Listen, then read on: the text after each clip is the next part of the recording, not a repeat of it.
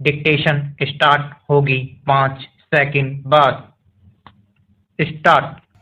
25 नवंबर, 1945 के रजिस्ट्रीकृत विलेख द्वारा जगन्नाथ ने संपत्ति में अपने समस्त अधिकारों को चुन्नीलाल सावरकर के पक्ष में त्याग दिया था। इसी दौरान अपीलार्थी जो निर्णीत ऋणी थे, ने चुन्नीलाल सावरकर को डिक्री की गई संपूर्ण राशि का संदाय कर दिया था। तत्पश्चात सावरकर डिक्री की गई राशि को प्राप्त कर लेने पर, उसे संपत्ति का हकदार नहीं रहा था, जो उसने जगन्नाथ की मार्फत खरीदी थी।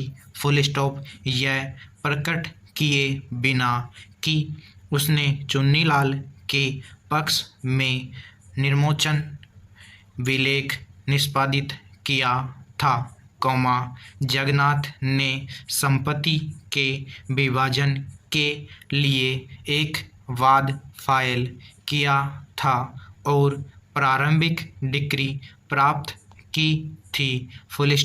वाद के लंबित रहने के दौरान, अपीलार्थी यह नहीं जानते थे कि जगन्नाथ को वाद फाइल करने का कोई अधिकार नहीं था, क्योंकि वह पहले ही रजिस्ट्रीकृत निर्मुक्ति विलेख, विवादित संपत्ति के संबंध में चुन्नीलाल सावरकर के पक्ष अपने समस्त अधिकारों को त्यागते हुए पहले ही निष्पादित कर चुका था।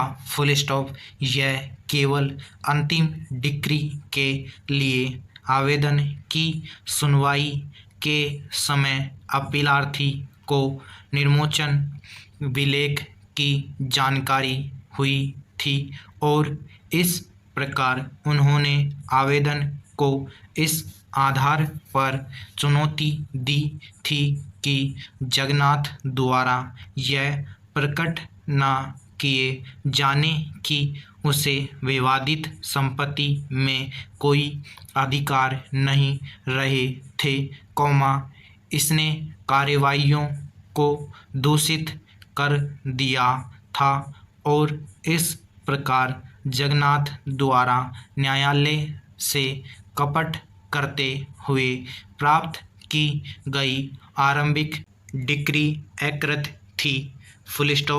पैरा यह प्रतिवादियों के लिए था कि सभी आवश्यक सामग्री, मौखिक और दस्तावेजी को एकत्रित करने, अभिभाग करें और स्थापित करें कि वादी को वादगत संपत्तियों का कोई हक नहीं था।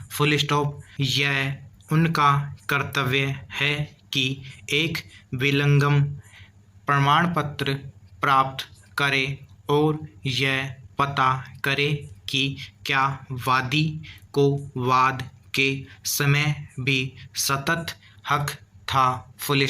वादी ने प्रतिवादियों को रोका नहीं था, कोई गतिरोध प्रयुक्त नहीं किया था, और न ही कोई युक्ति और न ही कोई प्रवचना प्रयुक्त की थी, जिसके द्वारा प्रतिवादियों को उचित अभिभाग करने और आवश्यक साक्ष्य देने से रोका गया था।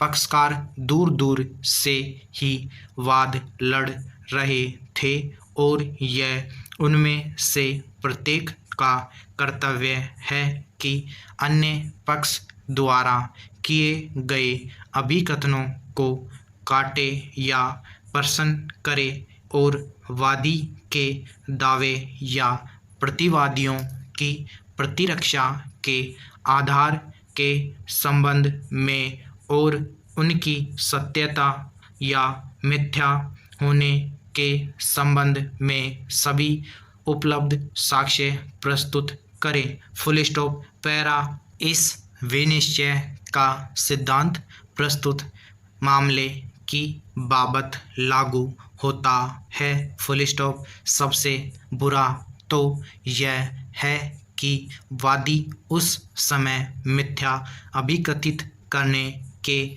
कारण कपट का दोषी है, जब उसने विभाजन के लिए वाद फाइल किया था कि उसे संपत्ति में सतत हित था, यद्यपि उसने पहले ही प्रदर्श B15 निष्पादित किया था। Full stop. तब भी वह गौण कपट गठित नहीं करेगा, क्योंकि यह एक ऐसा विषय है जो अपीलार्थियों द्वारा आवश्यक साक्ष्य देने के द्वारा भली प्रकार से काटा या मिथ्या स्थापित किया जा सकता था। Full stop. विभाजनवाद में आरंभिक डिक्री आवश्यक रूप से न्याय निर्णय को अंतर्विष्ट करती है, यद्यपि विवर्षित रूप से कि वादी को संपत्ति में सतत हित है। Full stop. समाप्त।